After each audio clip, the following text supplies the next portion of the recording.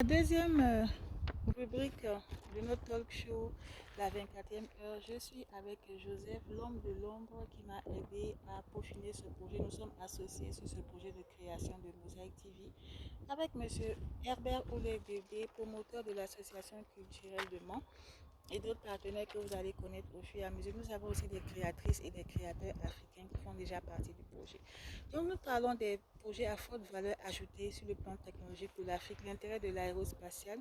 Dans le domaine de la santé, il y a une start-up américaine qui s'appelle Varta qui a lancé des usines de fabrication de médicaments dans l'espace parce que ces médicaments fabriqués dans l'espace sont plus efficaces à cause de la cristallisation et même des médicaments contre le VIH qui sont plus efficaces grâce à une production dans l'espace. Et il y a d'autres startups, il y a une startup israélienne qui a développé des gilets pour le suivi des patients souffrant de tuberculose, le suivi en ambulatoire, tout ça dans l'espace. Il y a aussi un intérêt sur le plan de l'environnement à des logiciels comme SMOS qui permettent de surveiller l'acidité des océans et la pollution des océans à partir des satellites. Il y a un intérêt pour la communication, pour la sécurité. Il y a un intérêt des projets aérospatiaux pour l'agriculture à travers l'agriculture de précision qui permet d'utiliser des drones, des robots collaboratifs pour maximiser le rendement à travers la répartition de l'eau, des semences, de l'utilisation de la surface de terre, etc. Il y a de nombreux intérêts et il y a un projet aérospatial qui vient d'être lancé au Caire, en Égypte, un projet africain aérospatial qui vient d'être lancé au Caire en Égypte parce que nous avons beaucoup milité sur ma chaîne le 5 à 9 d'Aïcha Yatabari pour que les Africains s'intéressent davantage au secteur aérospatial et en mettant en avant l'intérêt parce que nous disposons en Afrique de l'énergie nucléaire, on a l'uranium, l'énergie solaire. Le Mali est l'un des premiers pays en termes de production d'énergie solaire, en tout cas de capacité de production d'énergie solaire en Afrique. Il y a l'hydrogène blanc. Le Mali est le premier pays au monde où on a découvert l'hydrogène blanc. Et tout cela, ça peut être exploité. Parce que qui dit aérospatial dit ressources énergétiques. Et l'hydrogène blanc peut être exploité pas seulement dans le secteur aéronautique, mais aussi dans le secteur aérospatial. Donc, on se balade un peu dans ce quartier sympathique. Nous sommes ici à Limoges, en France, d'où nous avons lancé ce projet de Web TV parce que nous sommes des jeunes. Joseph va parler un peu de lui. C'est un jeune juriste congolais qui n'exerce pas encore la profession de juriste ici en France, mais qui est dans l'associatif. Il a mené beaucoup d'actions. On va traverser un peu. On va aller comme ça. Il a mené beaucoup d'actions sur le plan associatif. Il appartient à plusieurs associations ici à Limoges et très bien intégré dans la communauté africaine, contrairement à moi qui suis tout le temps dans mes livres ou à la bibliothèque ou en train de faire mes recherches. Donc on est complémentaires. Voilà. Donc dans la troisième rubrique, nous allons parler de l'univers du luxe. On a préparé l'émission ensemble. Ça a l'air simple comme ça, mais on a préparé pendant plusieurs jours ensemble. On a créé des contenus qui sont sur la chaîne. Je mettrai le lien de la chaîne en commentaire.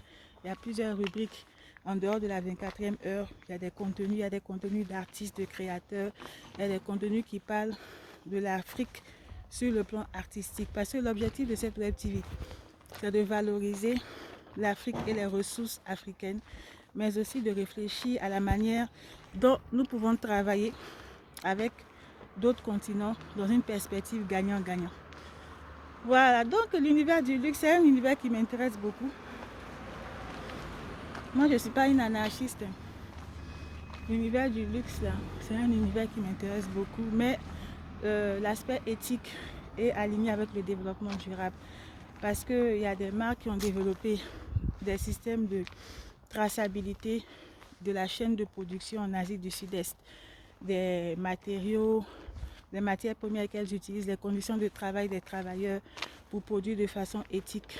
Et dans le quiz, vous aurez plusieurs questions en lien avec cet aspect de la production, parce que l'industrie de la mode est l'une des premières responsables de l'émission des gaz à effet de serre dans le monde. Et il y a des chaînes qui essaient de limiter leur impact sur l'environnement. On ne va pas rentrer dans les détails trop chiants. J'en profite pour vous parler de mon livre, Le développement durable à l'épreuve de la politique concrète, paru aux éditions L'Harmattan, qui aborde ces questions. Donc, on va un peu sortir du cadre de l'émission pour un petit clin d'œil d'humour. Moi, j'ai un ami une fois, parce que moi je ne prends pas de vin, j'ai un ami écrivain qui m'a une fois parlé d'un bon vin de la marque Mouton Cadet. Et moi qui n'ai jamais consommé cette marque de vin, j'avais l'air un peu à côté de la plaque, parce que lui, c'était un écrivain de religion musulmane, mais il prenait des libertés avec la religion vis-à-vis de la consommation d'alcool. C'était pas un alcoolique, mais il aimait les bons vins. Et il aimait bien la marque de vin Mouton Cadet. Et moi qui aime bien l'univers du luxe, je connais bien une bonne culture générale concernant les marques de sacs et de chaussures de luxe et les vêtements, mais les vins, c'est pas du tout mon domaine.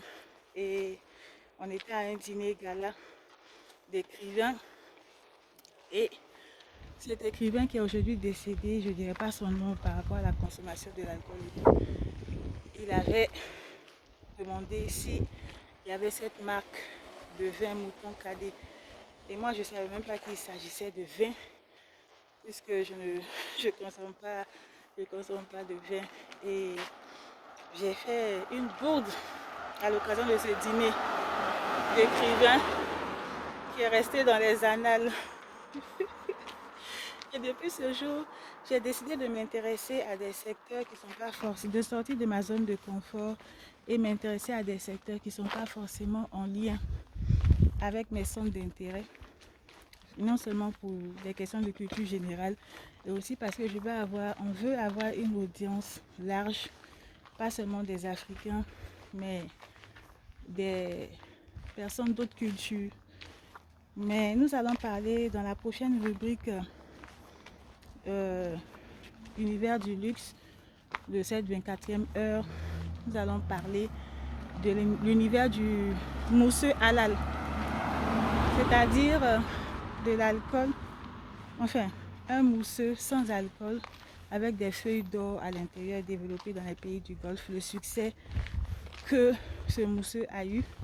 Nous allons nous intéresser au concept marketing, parce qu'après tout c'est l'objectif de cette rubrique. Les concepts marketing qui ont fait le buzz, mais qui sont alignés avec une démarche éthique et de durabilité. Donc on va parler maintenant de la 4e rubrique, quiz marketing. Vous avez un quiz dont je mettrai le lien en commentaire. Vous allez répondre à ce quiz. Les personnes qui auront trouvé au moins 3 bonnes réponses à l'occasion de 4 participations auront droit à des cadeaux offerts par des marques avec lesquelles nous sommes en collaboration. La 5e rubrique, c'est la rubrique que vous attendez tous. C'est la rubrique Protège-toi, où nous allons parler de santé sexuelle et reproductive, parce que je vous ai dit que j'avais animé une émission radio sur Ivoire FM au plateau en Côte d'Ivoire. Et j'étais consultante santé, on parlait de sexualité. Et j'ai vu que cette rubrique avait beaucoup d'intérêt.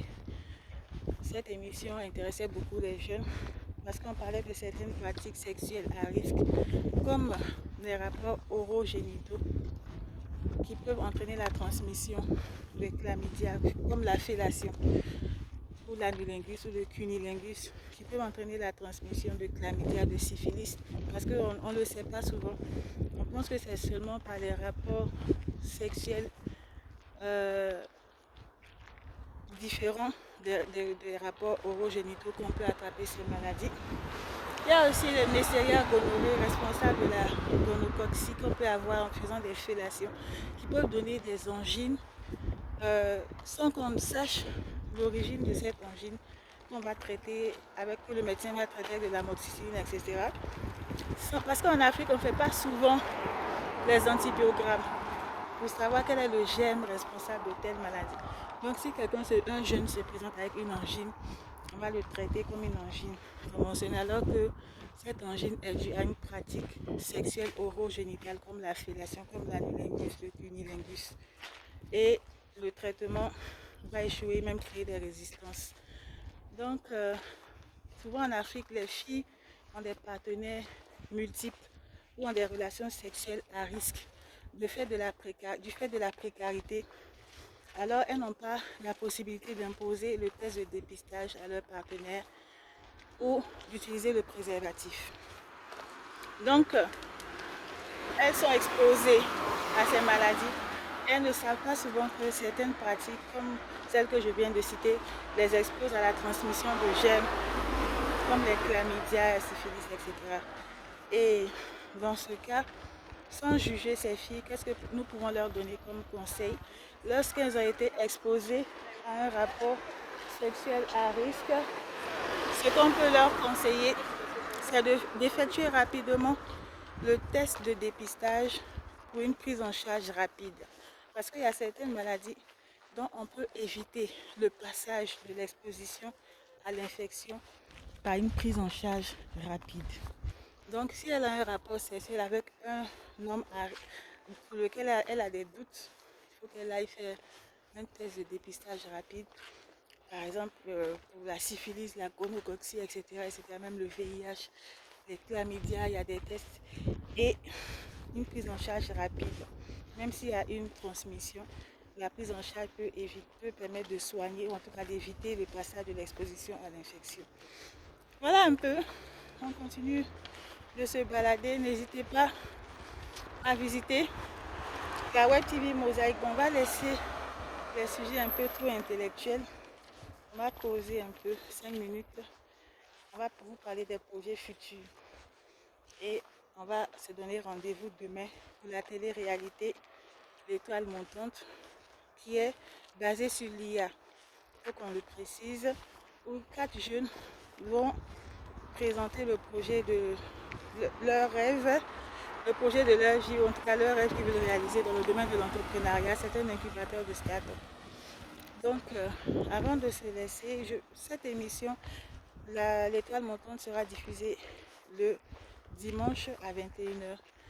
Donc, on va parler un peu des perspectives futures et vous allez nous dire en commentaire les thèmes que vous aimeriez que nous traitions parce que pour la prochaine 24e heure, dans la rubrique L'Afrique de demain concernant les grands concepts, nous allons parler du féminisme de Thomas Sankara et comment aider les femmes africaines dans le domaine de l'artisanat à créer des produits à forte valeur ajoutée, à industrialiser leur processus de production et à augmenter leurs revenus parce que Thomas Sankara il avait dit que les femmes devaient participer au développement économique de l'Afrique, être indépendantes et que c'est dans cela que se trouvait leur dignité.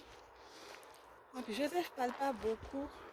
Je vais poser une question un peu olé olé.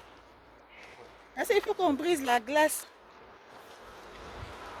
Il faut qu'on brise la glace parce que si on reste trop sérieux là, bien vrai qu'on traite de sujets scientifiques, on est dans le monde des idées, on parle un peu d'artisanat et tout, mais ce que les gens ont envie de savoir avant tout, c'est ce qui nous porte nous-mêmes pour ce projet, la passion qui nous porte pour faire tout ce travail, même la nuit, pour pouvoir vous donner ces belles images et cette production intellectuelle. Donc, je donne la parole à Joseph. Bien, je vous aime bien, nos abonnés. Et bon, dans les prochains jours, nous aurons à bien vous donner à vous donner le bien de nous-mêmes. Hein. Donc, tout ce que nous avons dans les tripes, nous vous donnerons prochaines occasions. Je vous remercie et à très Joseph, bientôt. qu'est-ce que tu penses des femmes africaines? Ben, les femmes africaines sont courageuses, bon, bien qu'elles ont des défauts aussi, mais elles ont plus de qualités. Quel défaut on a? Ben, bon, je ne veux pas vexer mes mères, parce que je suis quand même né d'une mère africaine. Bon, si je disais le défaut des femmes africaines, peut-être que Nous aussi, on va dire les défauts des hommes africains. bon, sauf que la femme africaine est protectrice, elle est travailleuse, elle est courageuse. Non, mais sur le plan amoureux, là, Bon, sur le plan amoureux, tu préfères les femmes africaines ou bon, bien tu la femme préfères les africaine, femmes... c'est vraiment, c'est aimer.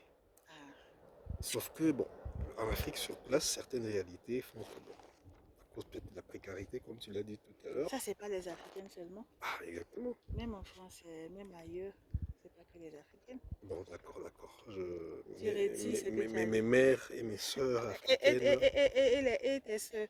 Et... je présente mes excuses. D'accord. Sinon, vous êtes les meilleurs en tout cas. Vous n'êtes pas des anges, vous avez vos défauts, mais sinon, vous avez plus de qualités que des défauts. En tout cas. Non, tu n'as pas fini de bien dire nos qualités. On est créatifs, on est Voilà. inventifs. La femme africaine est... On met le miel, on a le feu sacré en nous. Exactement. Et puis quoi encore? Et bon, pour les adultes Merci, fais comprendront. abonner. À la prochaine.